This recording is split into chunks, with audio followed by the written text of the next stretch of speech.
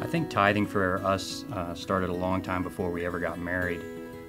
For me, it started when my dad died and my mom had to go back to work after 20 years of not being in the workforce.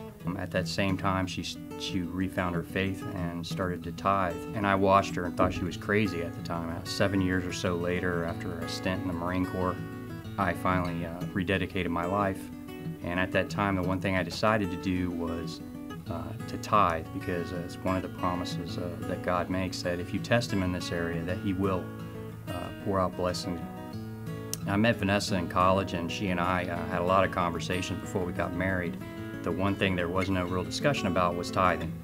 We both tithed way before we met each other, and we agreed that we would be tithing even after we got married.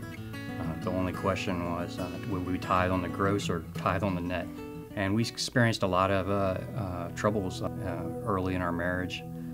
I actually was diagnosed with cancer the last semester of law school. Not to mention the huge expense of the medical bills and that type of thing. It was just a scary time in general for both of us, I think. Thousands of dollars in co-pays, but we continued to tithe through that time, even though we weren't making very much money at the time. And God has always been there.